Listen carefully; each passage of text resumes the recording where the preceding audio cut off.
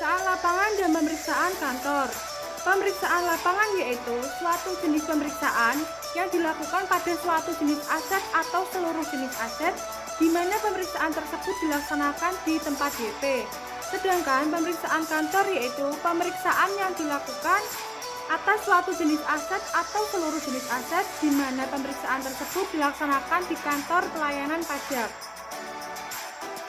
Tata cara pemeriksaan. Yang pertama, pemeriksa akan membuat surat panggilan yang telah disetujui oleh Kepala Pelayanan Pajak, di mana surat tersebut akan dikirimkan kepada WP.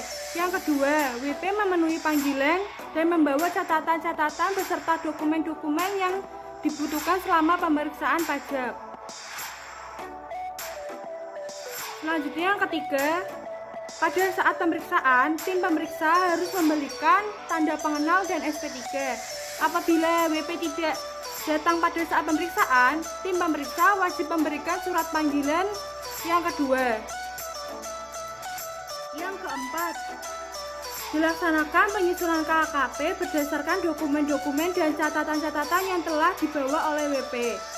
Setelah itu, akan terbentuknya LPP. Pemeriksa pajak juga akan membuat SPHP. Yang kelima, WP akan memberikan tanggapan setuju atau tidak setuju atas temuan pemeriksaan secara tertulis. Yang keenam, pemeriksa akan membuat risalah pembahasan yang ditandatangani oleh tim pemeriksa dan WP. Jika hasil tidak sesuai, WP mengajukan permohonan dan WP akan diberikan surat panggilan untuk menandatangani berita acara. Yang ketujuh, WP menandatangani berita acara persetujuan hasil pemeriksaan dan WP menyampaikan formulir kuesioner. Yang kedelapan, pemeriksa akan melengkapi LPP dan dokumen terkait. Yang kesembilan, buku dan dokumen milik WP akan dipinjam oleh tim pemeriksa paling lama 7 hari setelah pemeriksaan. Dan yang terakhir, LPP yang sudah ditandatangani kepada KPP diserahkan pada seksi pemeriksaan untuk diproses sesuai dengan SOP tata cara penatausahaan laporan pemeriksaan pajak dan nota perhitungan. Maka proses dinyatakan sudah selesai. Sebelum pemeriksa melaksanakan pemeriksaan lapangan, pemeriksa pajak wajib 1. Mempelajari berkas wajib pajak atau berkas data, kemudian menganalisis SPT dan laporan keuangan wajib pajak. Kemudian yang ketiga ada mengidentifikasi masalah. Yang keempat itu melakukan pengenalan lokasi wajib pajak. Kemudian yang kelima menentukan ruang lingkup pemeriksaan. Selanjutnya yang keenam yaitu menyusun program pemeriksa. Kemudian yang terakhir yaitu menentukan buku-buku dan dokumen-dokumen yang akan dipinjam. Selanjutnya itu barulah dilakukan pemeriksaan di lokasi wajib pajak, yang mana sebelum pemeriksa telah menyampaikan surat pemberitahuan pemeriksaan lapangan kepada wajib pajak, pemeriksa juga wajib memperlihatkan tanda pengenal pemeriksa pajak dan SP2 atau surat perintah pemeriksaan. Pemeriksaan lapangan dilaksanakan pada jam kerja. Jika dipandang perlu, dapat dilakukan di luar jam kerja. Untuk jangka waktu pemeriksaan itu sendiri dibagi menjadi 2, yaitu jangka waktu pengujian dan jangka waktu pembahasan akhir hasil pemeriksaan dan pelaporan. Kemudian ada menyampaikan surat pemberitahuan pemeriksaan. Untuk pemeriksaan dimulai dengan penyampaian surat pemberitahuan pemeriksaan lapangan atau pengiriman surat panggilan dalam rangka pemeriksaan kantor. Kemudian, pemeriksa atau SPHP ini harus diberitahukan kepada wajib pajak yang dilampiri dengan daftar temuan hasil pemeriksaan dengan menyantumkan hasil atau dasar hukum atau temuan tersebut. Barulah pemeriksaan dalam pengajuan kepatuhan wajib pajak diakhiri dengan membuat laporan hasil pemeriksaan atau LPH dan produk hukum yang dapat berupa 1. Surat ketetapan pajak kurang bayar, 2. Surat ketetapan pajak kurang bayar tambahan, 3. Surat ketetapan pajak nihil dan surat ketetapan pajak Direktorat Jenderal Pajak atau DJP. Sebagai prosedur awal pemeriksaan lapangan, biasanya surat panggilan kepada wajib pajak memuat paling sedikit yaitu 1. Waktu, tempat, dan maksud dilaksanakan pertemuan antara pemeriksa pajak dengan wajib pajak. Kemudian, yang kedua ada buku catatan dan dokumen yang harus dibawa oleh wajib pajak. Nah, waktu pelaksanaannya itu sendiri ditentukan paling lama 5 hari atau 5 hari jam kerja ya. Sejak diterbitkannya surat panggilan tersebut dengan mempertimbangkan lokasi wajib pajak. Sekian. Selanjutnya yaitu tentang pertemuan antara pemeriksa pajak dengan wajib pajak. Pertemuan dalam surat panggilan dihadiri oleh yang pertama, wakil wajib pajak yang sesuai dengan ketentuan Undang-Undang Nomor 16 Tahun 2009 tentang wajib pajak badan. Yang kedua, orang yang bersangkutan untuk wajib pajak pribadi. Ketiga, salah seorang ahli waris atau pelaksana wasiat. Yang keempat, wali atau pengampunya untuk anak yang belum dewasa atau orang yang dalam penangguhan. Selanjutnya, saya akan membahas tentang prosedur pemeriksaan pajak untuk wajib pajak tidak hadir. Jika wajib pajak tidak hadir, maka pemeriksa pajak akan yang pertama membuat berita acara ketidakhadiran yang ditandatangani oleh tim pemeriksa pajak. Dan yang kedua, melanjutkan pelaksanaan pemeriksaan lapangan dengan melakukan pengujian di tempat wajib pajak.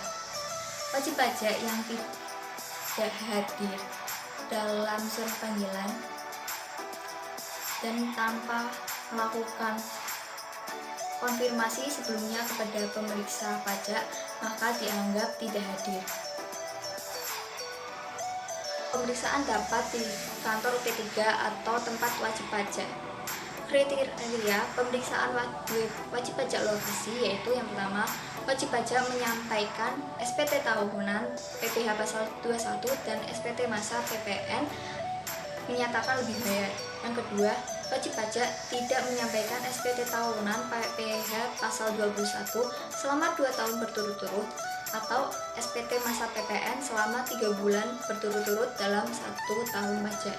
Yang ketiga, wajib pajak mengajukan permohonan pemusatan tempat turtang PPN.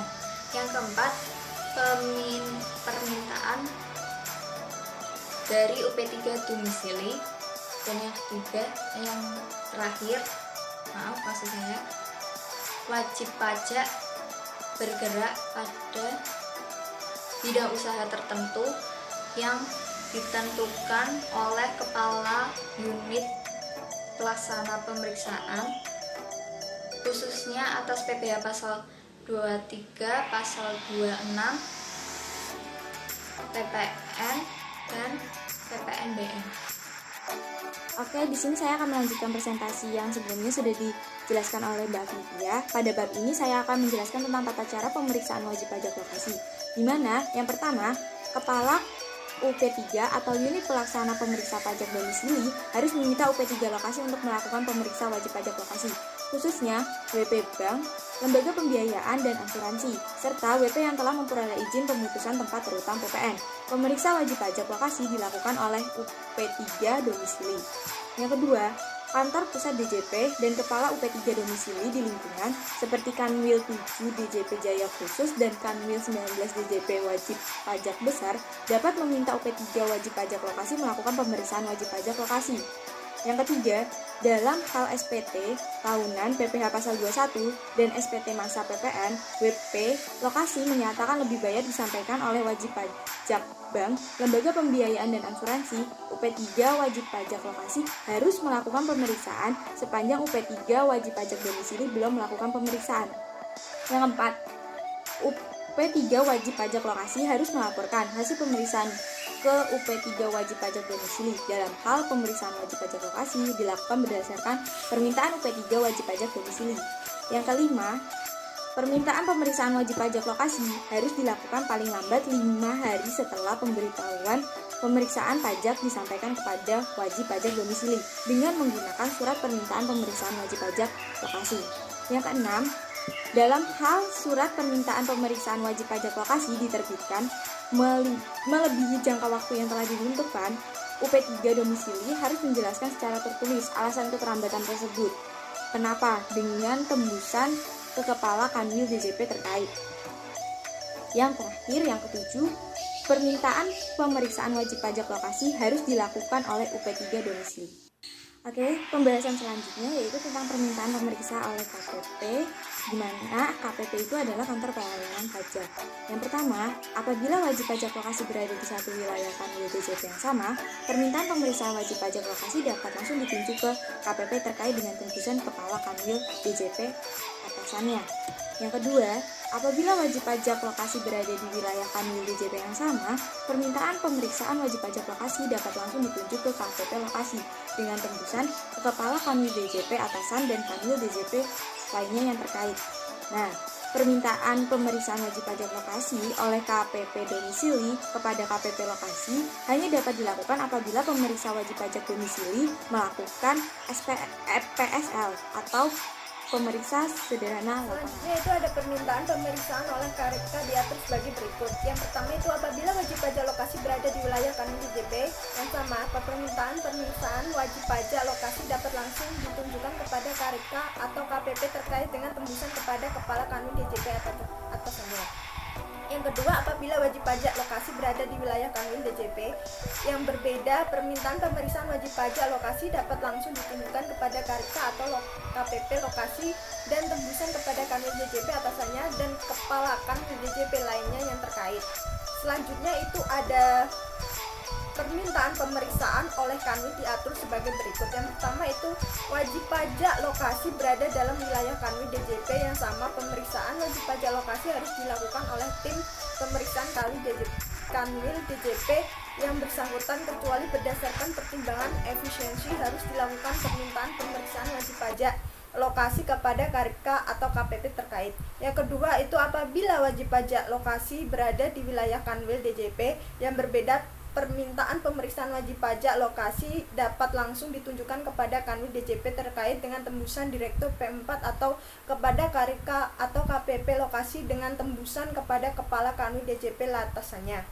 Yang terakhir itu ada permintaan pemeriksaan oleh kantor pusat DJP dapat langsung ditunjukkan kepada Kanwil DJP atau KRK atau KPP terkait dengan tembusan kepada kepala Kanwil DJP atasannya. Surat pemerintah pemeriksaan wajib pajak lokasi harus diterbitkan selambat-lambatnya 3 hari setelah tanggal diterima pemeriksaan tersebut. LPP WP domisili harus mencakup hasil pemeriksaan WP lokasi. Sekian.